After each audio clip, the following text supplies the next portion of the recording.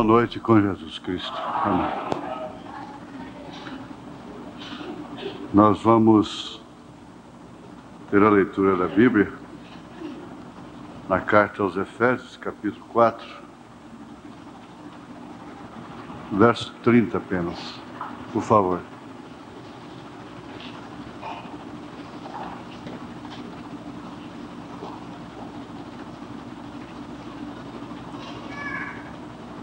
Verso 30.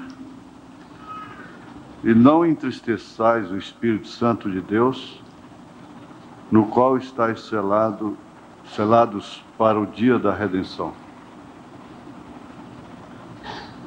Senhor Deus, que acabamos de ler, somente o Senhor pode operar isto em nós.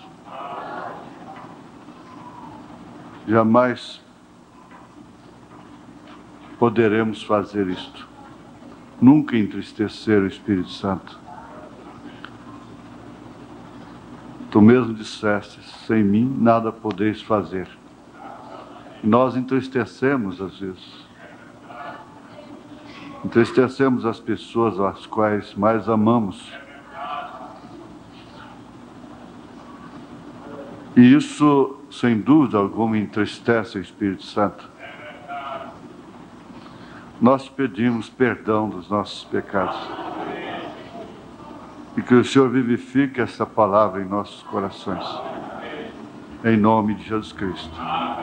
Amém. Assentai-vos.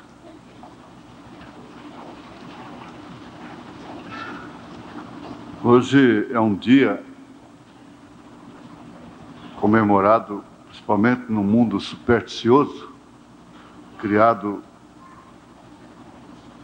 nas superstições de Roma. É um dia funesto, um dia de velas queimando e coisas assim. Isso demonstra, na verdade, aquilo que Paulo disse em 1 Tessalonicenses, capítulo 4, a partir do verso 13. Ele disse que são pessoas que não têm esperança. Ele disse, não quero, porém, irmãos, que sejais ignorantes acerca dos que já dormem, como os demais que não têm esperança. Talvez seria até uma falta de sentimento não lembrarmos aqueles queridos que já partiram. Eu, por exemplo, principalmente de uns anos para cá, não tem um dia que eu não me lembro da minha mãe, do profeta de Deus. Isso é logo cedo, não é? Agora, a gente fica pensando assim, na verdade, há muito sentimento nobre, mas carregado de superstição, de uma fé enganosa, de doutrina que não tem nenhuma base bíblica. Os cristãos nunca, jamais queimaram velas por quem já morreu, por almas. Este é um costume herdado dos pagãos. Contudo, a gente respeita, não pode se fazer nada, mas não participa também, não? Há tantos dias para ir ao cemitério, tem que ser o dia marcado por Roma.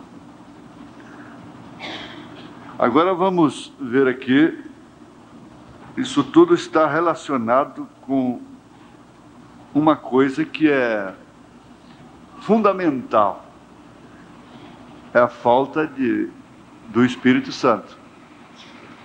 Porque o Espírito Santo guia a pessoa na verdade. não guia a pessoa em superstições, através de superstições. O Espírito Santo guia na verdade. E uma vez estando na verdade, encara a realidade dos fatos. E encarar a realidade muitas vezes reflete como falta de sentimento. Mas, na verdade, nós temos sentimentos pelos que partiram. Foi ontem que o irmão foi sepultado? Foi ontem. Segunda-feira. Eu cheguei lá, já não alcancei mais o culto. O caixão já ia saindo. Ele foi para Nazário, foi levado para Nazário. Mas o que eu disse lá para a irmã Lloyd, que era nora dele, né? Nora do irmão que partiu, eu disse para ela, olha, ontem tivemos um culto no tabernáculo, e que foi realmente uma profecia, não é? Para a família. Agora, a irmã Hope, estando já do outro lado, ela se manifestou através da êxtase do profeta, e ele a encontrou muito feliz do outro lado com sua filha, que não era mais um bebê, mas já uma moça crescida, muito bonita, não é? Porque lá não tem anjinho, criancinha. Isso é outra herança do paganismo. Lá não existe anjinho, criancinha. Toda criança vai ao céu, mas lá não tem criança, não tem nem velho. Nem velho, nem criança. Todos são jovens. Mas me vem na lembrança aquilo que deveria dizer para a viúva, para a irmã. Diga para ela que a irmã Hope disse para o irmão Branham assim, nós, quer dizer, ela e sua filha, nós estamos muito melhor do que você. Nós estamos muito melhor do que você. Então esse é um consolo para a família. O irmão diria a mesma coisa, olha gente, eu estou muito melhor do que vocês. Agora, quem tem uma esperança dessa vai queimar a vela, rezar a missa, encomendar sua alma. Então, por isso que Paulo disse, não quero, com a autoridade profeta, não quero, porém, irmãos, que sejais ignorantes acerca dos que já dormem. Essa convicção não é apenas nossa, ela foi transmitida a nós pelos apóstolos, pelos santos apóstolos, pelo próprio Senhor Jesus Cristo. Não é uma coisa herdada 325 anos depois de Cristo, através do concílio de Niceia, Roma, essas coisas, não é? Não, isso vem lá do princípio, vem de Deus, é doutrina dos apóstolos. Agora, sem dúvida alguma, conhecer estas coisas é ter o Espírito Santo. Ser batizado em nome do Senhor Jesus Cristo é ter o Espírito Santo. Receber o profeta de Deus é ter o Espírito Santo. Ver o Pai no Filho, no enxergar esta miragem de três pessoas distintas, é ter o Espírito Santo. Ter o Espírito Santo a essas alturas seria uma corrente? Sim, uma corrente de elos fortes. Mas nós sabemos que uma corrente não pode ser mais forte do que o seu elo mais fraco. Não se pode ter um elo fraco. Todos os elos têm que ser iguais. Isso então é que forma a plenitude do Espírito, que viria a ser uma totalidade, em forma total. Agora há pouquinho nós ouvimos pela Rádio Anhanguera sobre Israel, povo de Deus, enquanto estava no Egito. Mas depois que saiu do Egito, já não era povo, era igreja, era a congregação de Israel. Depois que saiu do Egito. A palavra igreja é eclesia, e quer dizer chamados para fora, separados.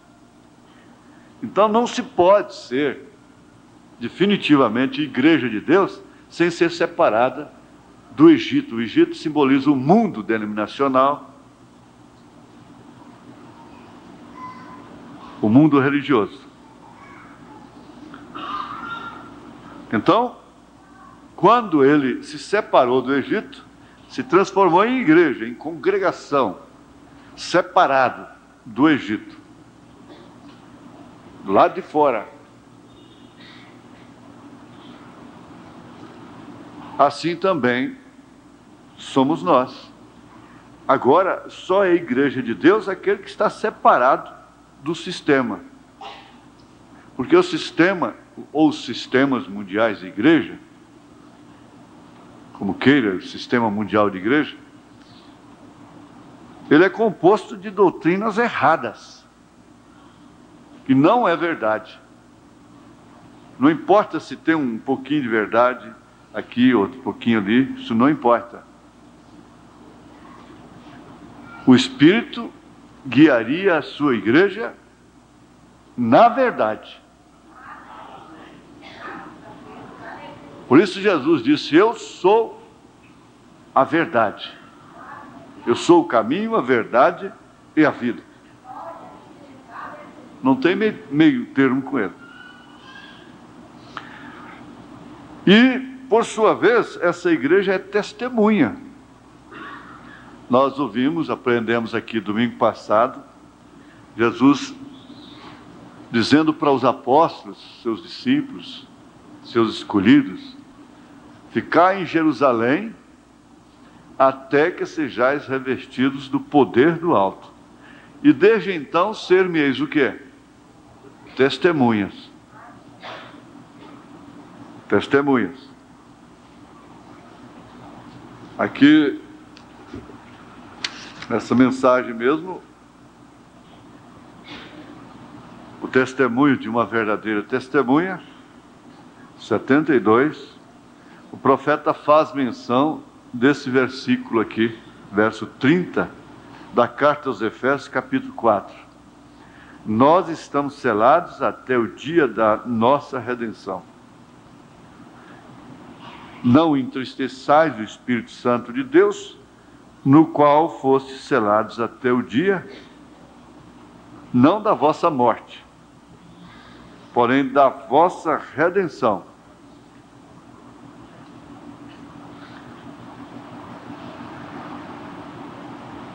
Selado até o dia, não da morte, mas sim até o dia da redenção. Veja, depois que a morte já tiver acabado, você ainda está selado. Porque essa redenção aqui se refere àquilo que já está escrito lá em Tessalonicenses. Eu não quero, irmãos, que sejais ignorantes acerca dos que já dormiram, como os demais que não têm esperança. Mas como Cristo ressuscitou, assim também Cristo tornará a trazê-los consigo. E depois, sob a voz, alarido, a voz de arcanjo, a trombeta de Deus, eles serão ressuscitados. E nós, os que estivermos vivos, seremos transformados e subiremos. Então, esse subir aí, essa subida, incluindo a ressurreição, é que é a redenção. Essa aqui é a redenção completa, final, para subir. Então, está selado, não é só até morrer. Ele diz uma coisa aqui muito importante. Ele diz assim: quando eu estive algumas semanas atrás, quando minha mãe ainda estava viva e podia ouvir, eu estava de um lado da cama e minha irmã estava de pé ao meu lado, e mamãe olhou para cima e disse: o meu primeiro e a minha última. Isto quer dizer, ele era o primeiro filho e a Dolores, que era a sua última filha, a caçula, os dois estavam ao lado dele. O meu primeiro, dela, não é? O meu primeiro e a minha última. Então, e mamãe começou a dizer que: Bill, você me tem dado de comer. E porque eu suponho que, estando no ministério, eu tive mais possibilidade de fazê-lo. Então eu cuidava dela. Ela dizia: tem cuidado de mim. E Dolores, você me amou e ajudou-me a fazer o meu trabalho doméstico e a lavar as roupas. Então ela começou a dar o testemunho do que o irmão Branham, seu filho mais velho, fez por ela, e a sua filha mais nova fez por ela.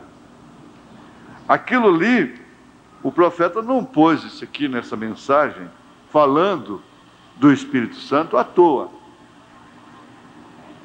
Porque isso aqui foi feito, não somente há muitas pessoas no mundo que fazem isso pelos seus pais,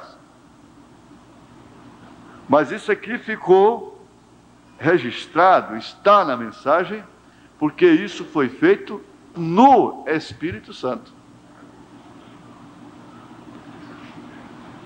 Porque não tem, o Espírito Santo não tem motivo de estar na sua igreja aqui, a não ser para realizar, fazer o que se deve fazer. Então, o que vale dizer, como Paulo disse, se você tem o doméstico da fé e não olha para ele, seus domésticos da fé, você nega a fé.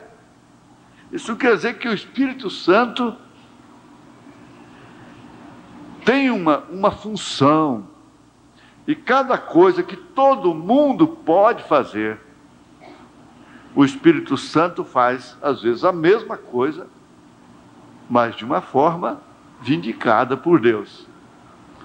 Então nós vemos o caso daquela mulher que sofreu um fluxo de sangue, e ela reuniu as suas forças, pequena restinho de força que tinha, para tocar na orla do vestido de Jesus, suas vestes. E ela lutou, até que tocou. Quando ela tocou, Jesus disse: alguém me tocou. Ora, ela fez uma coisa que todo mundo estava fazendo. Os próprios apóstolos replicaram, disseram: mestre, ora, todo mundo toca no Senhor. Como que o Senhor disse: alguém me tocou? Ele disse: saiu de mim virtude. Isso quer dizer, alguém me tocou de uma forma diferente. Não, mas tocar, todo mundo toca. Ir na igreja, todo mundo pode ir. Cantar, todo mundo pode ir. Orar, todo mundo pode orar. Ler a Bíblia, todo mundo pode ler.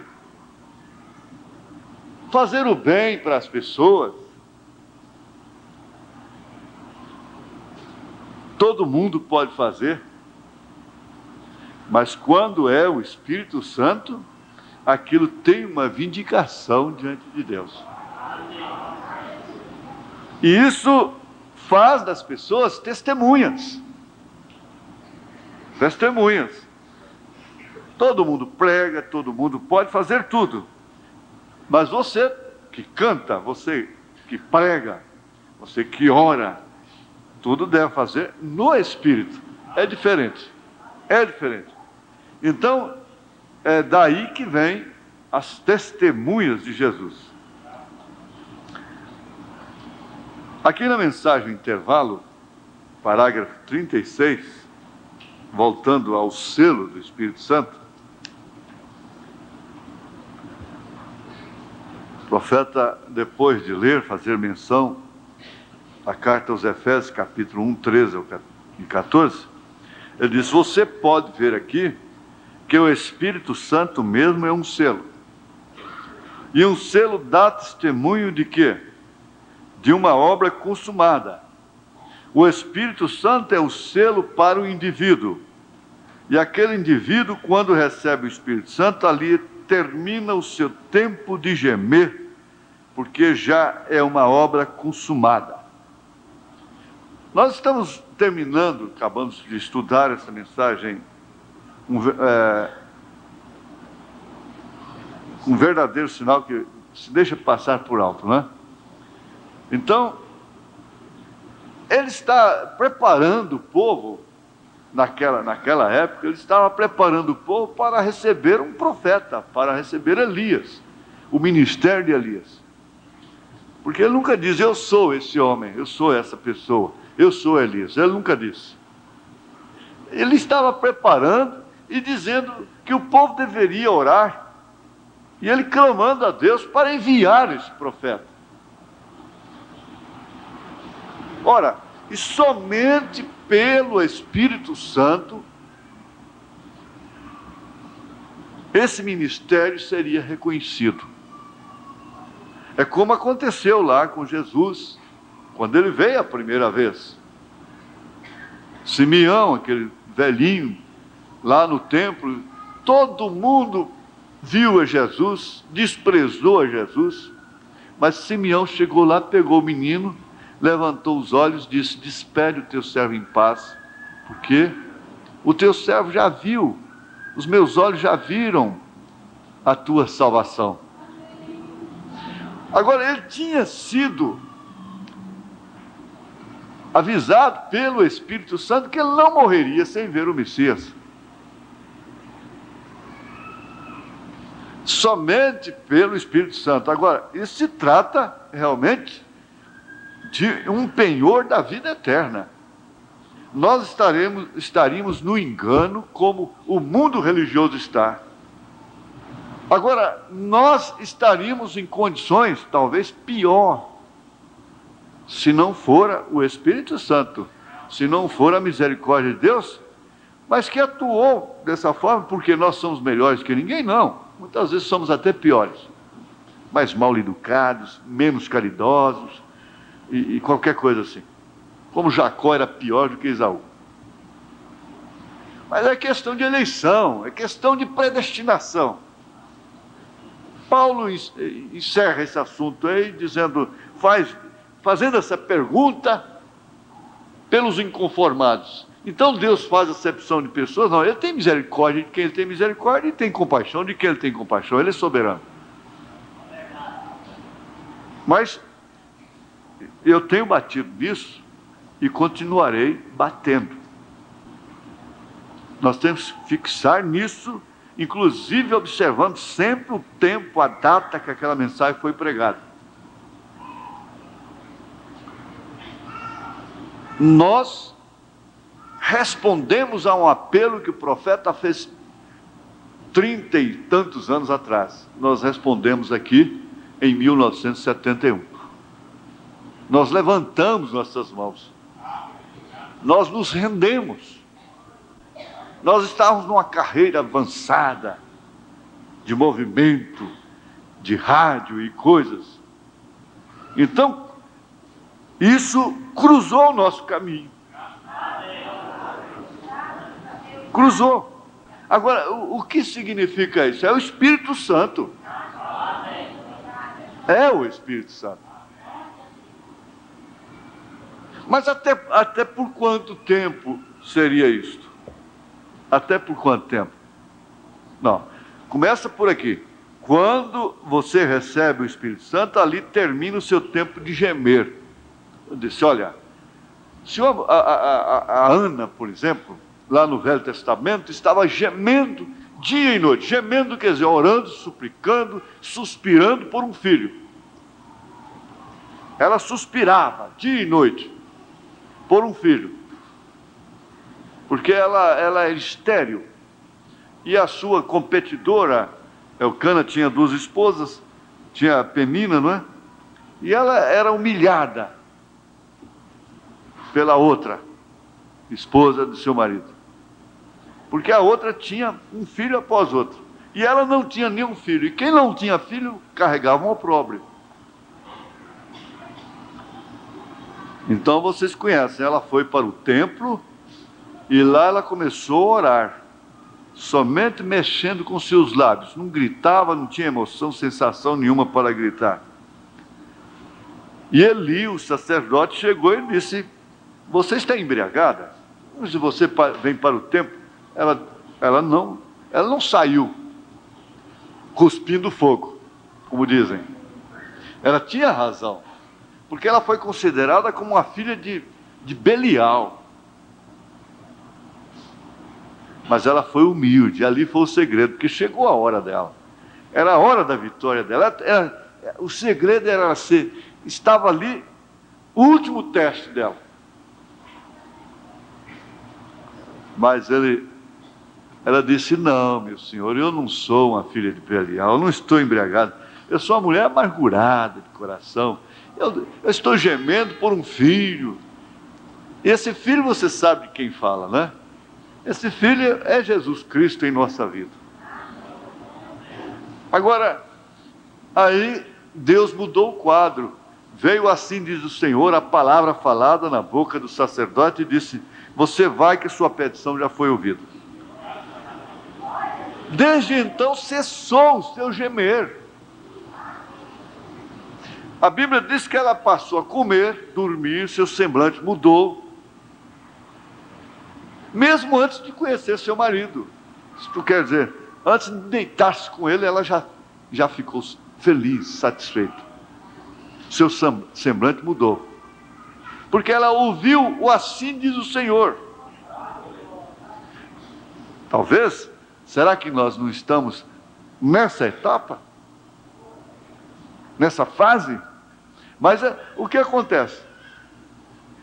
Ela concebeu seu filho Samuel. Agora, o que eu quero explicar, deixar bem claro é isso. Depois de gestante, ela estaria no templo, mas gemendo por causa de um filho? Não tem como uma mulher ficar desejando um filho se ela está gestante, num processo de gestação normal, acompanhada, e ela está clamando por um filho.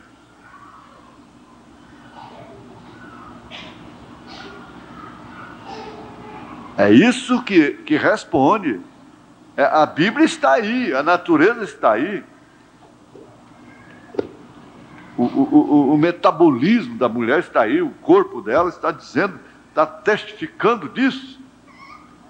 Ora, o Espírito Santo é o selo para o indivíduo. E aquele indivíduo, quando recebe o Espírito Santo, ali termina seu tempo de gemer, porque já é uma obra consumada.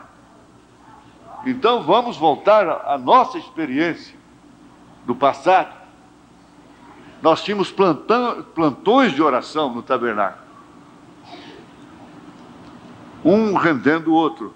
Era dia inteiro oração, oração, oração e clamor e aquele gemido. As denominações estavam sofrendo um avivamento, colocavam o país todo em jejum, e haviam reuniões de orações por todas as partes. O que era isso? Era pedindo inconscientemente a vinda do profeta, pedindo a mensagem. O mundo todo passou por essa experiência. Reuniões de oração em quartos, em chácaras, em montes, e tudo isso, e as pessoas com a cara no chão, chorando, clamando. Mas eu não sou culpado deles não terem recebido. Na época eles disseram assim, olha, teve uma irmã batista que me disse, houve uma visão numa reunião de oração lá, que um pássaro, as asas muito grandes, as garras muito grandes, está batendo asas lá assim em cima do tabernáculo da fé. Eles tomaram aquilo como um mau sinal. Depois que eu recebi a mensagem, o profeta, eu entendi a visão deles, era a águia, né? Era uma águia.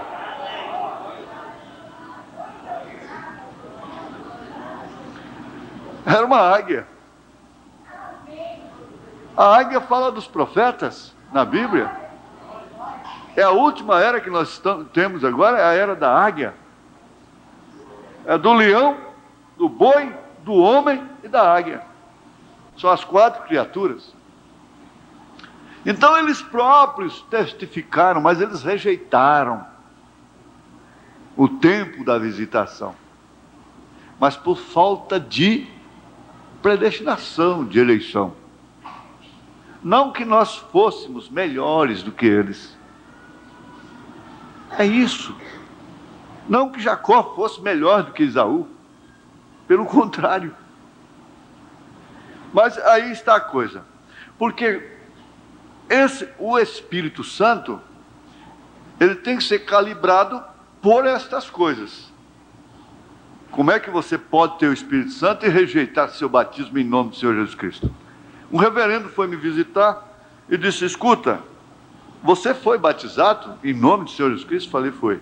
E você não tinha Espírito Santo antes de ser batizado em nome do Senhor Jesus Cristo? Então, disse: não, a prova que eu tinha Espírito Santo é que eu não rejeitei o batismo em nome do Senhor Jesus Cristo.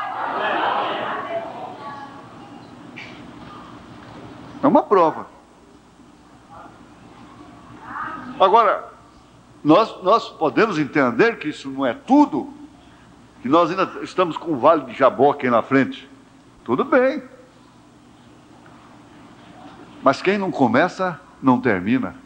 Se não começou, se não passou nem pelos rudimentos. Agora, tem uma coisa, fique certo, crer no profeta não é rudimento, não. Pode ser que ser batizado em nome de Jesus Cristo é rudimento, mas crer no profeta de Deus não é rudimento. Não. Nós temos aí no mundo, aí existe uma denominação de unicistas. Eles batizam em nome do Senhor Jesus Cristo. Mas eles não creem no profeta. É isso. Agora ele continua aqui, para exemplificar. A palestra é castigada pelo relógio, não é? Por exemplo, em anos passados, eu trabalhava com uma empresa de estrada de ferro. Nós carregávamos os vagões de certa mercadoria, como, por exemplo, latas de alimentos, de uma empresa enlatadora de frutas e outros víveres. Quando terminávamos, antes de colocar-lhe o selo nesse vagão, chegava primeiro um inspetor para certificar-se de que tudo estava bem colocado. Porque, de outra maneira, na primeira parada do trem, tudo cairia e se romperia a perder, e a companhia de estrada de ferro teria que pagar aquela mercadoria toda. Então tinha que estar bem arrumado, bem empilhado, tudo bem arrumado dentro dos vagões. O inspetor examinava tudo para assegurar-se que estava bem colocado. Se não estava bem, ele rejeitava o vagão.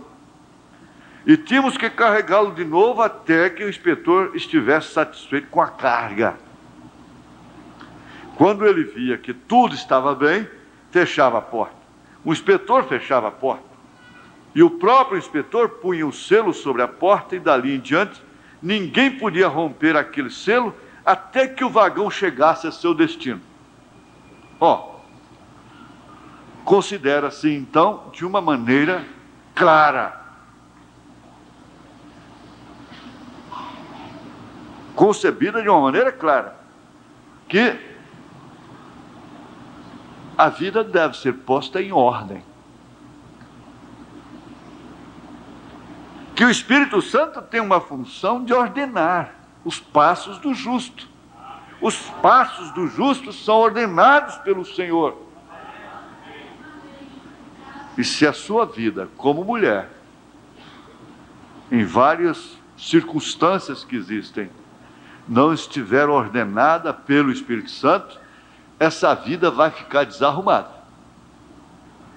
É a primeira bacada que dá, esparrama tudo. Como homem. Primeira bacana que dá, desordena tudo, espatifa tudo. Com razão, a Bíblia diz: os passos do justo são ordenados pelo Senhor. Paulo disse lá, ainda li isso hoje, que aquele que não quer trabalhar, que também não coma, que precisa ter a vida ordenada no sentido do trabalho.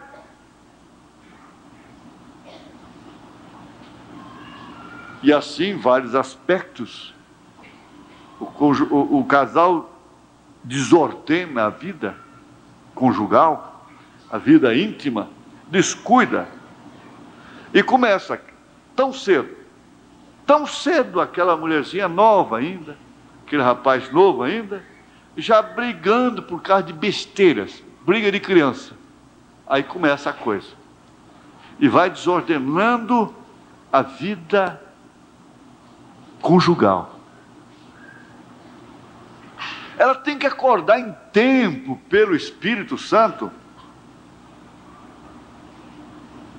que o casamento tem que ser regado como uma planta que tem que ser molhada todos os dias. Por quê? O homem vive em função de cada segundo da sua mulher. Cada segundo.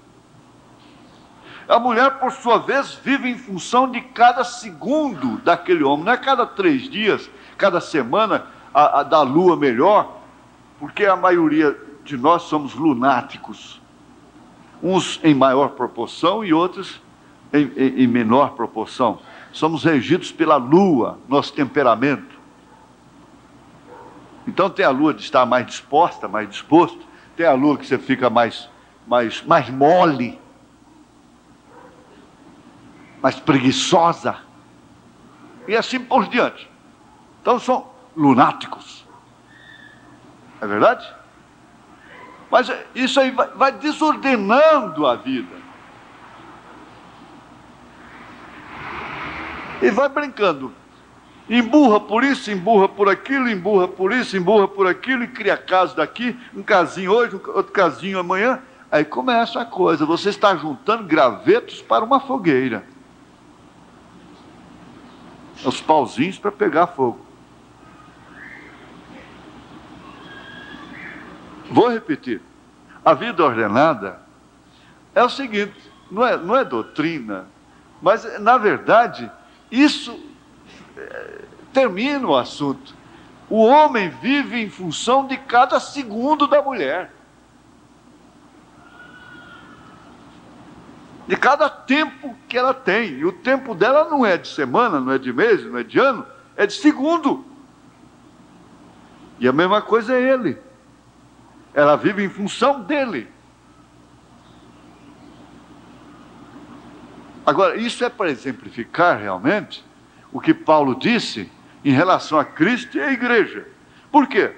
Porque o marido está na mulher. E a mulher está no marido. Estou falando, como eu disse domingo passado, quando vi aquele casamento do irmão Brando. Isso é que é casamento. Depois fiquei pensando, Juviano, isso é que é casamento. Prata, isso é que é casamento. E assim, mesmo jovens aí, isso é que é casamento. Por quê? Ele está nela, não para cobrar dela, como um cobrador. Ela está nele, não como uma cobradora. Porque, infelizmente, gente, como se cobra? Ele tem que responder porque ele casou, porque ele é marido, porque ele é o homem, porque... A hora que interessa, a hora que não convém, mulher tem igualdade, não é? Mas a hora que interessa, então ele é o homem e coisa e tal, etc. Isso quer dizer, o verdadeiro casamento, o homem vive em função da mulher cada segundo de sua vida.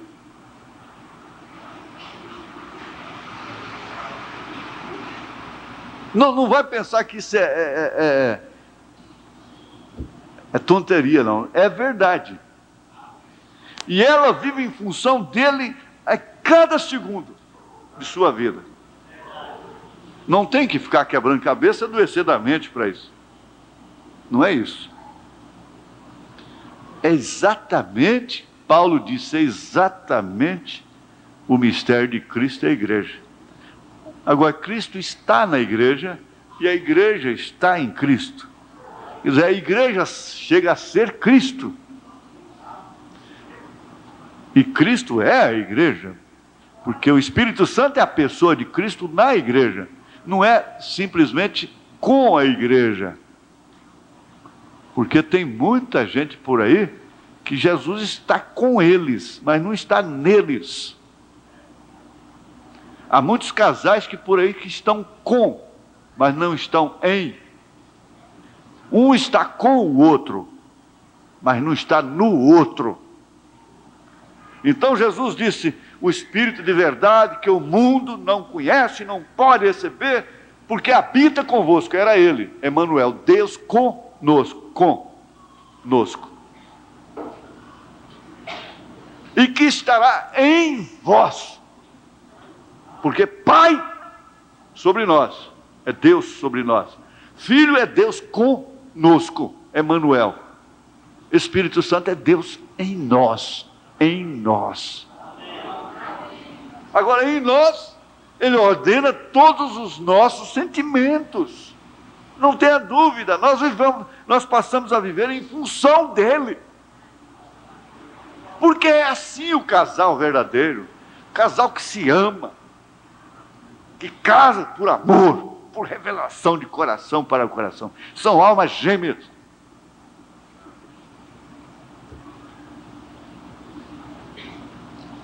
Ela não começa fazendo biquinho para o outro, no outro dia, logo cedo, não. E intriguinha daqui, intriguinha dali, histerismo de cá, e aquela coiseira toda, e já falando em divórcio, essa coiseira toda, com Jesus. A igreja não está assim, pensando, o Senhor está me deixando sofrer, eu sou fiel, Senhor, eu sou fiel, e o Senhor não olha para mim, o Senhor não cuida de mim. A igreja não está fazendo isso. Olha, para terminar, porque o tempo já se foi. Para terminar, aqui na mensagem ao nascer do sol, vocês gostam, né, de anotar? Então, 73. Eu sou aquele que estava morto, se referindo a ele. E tão morto estava que a lua o declarou morto. O sol o declarou morto, as estrelas declararam morto, se referindo a Jesus Cristo. Toda a natureza o declarou morto, mas agora todo mundo tem que reconhecer que ele agora vive. Então ela não é viúva, seu marido está vivo, está nela. Ele não foi somente a mecânica, a palavra de Deus. Foi também a dinâmica que provou a mecânica. E se ele, sendo o noivo, a noiva tem que aparecer porque ela é parte dele.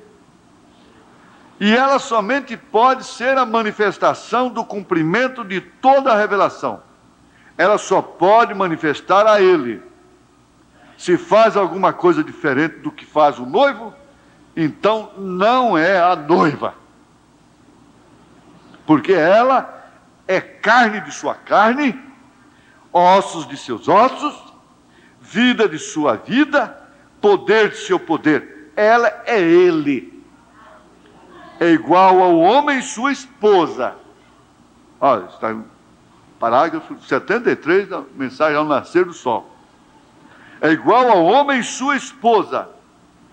Não tem como pregar Cristo e a igreja sem falar em casamento, não, gente.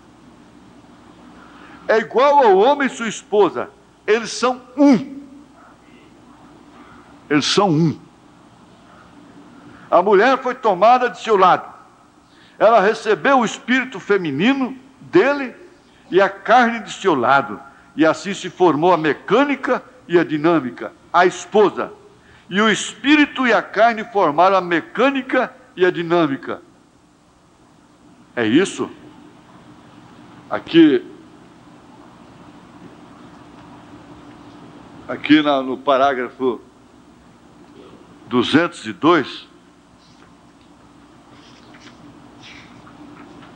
parágrafo 202, ele diz, agora já para terminar, sobre o selo, né? Recordem, o poder vivificador, observem bem o que temos visto neste dia. O poder vivificador tem chegado até nós para abrir os 7 selos. Que foi aquilo? Foi acaso a inteligência de um homem? Não. Foi o poder vivificador de Deus. O poder vivificador de Deus nos predisse que isto sucederia. O poder vivificador fez com que o mundo testificasse que isto é a verdade. Só está ali, ó. O anjo do Senhor, o qual lhes tenho dito que está nessa coluna de fogo, o poder vivificador permitiu que o mundo testificasse que é a verdade. Todas as duas. Aquela ali eu tenho a revista Life, de 1963, foram observatórios científicos lá do Arizona, nos Estados Unidos, que fotografaram aquilo.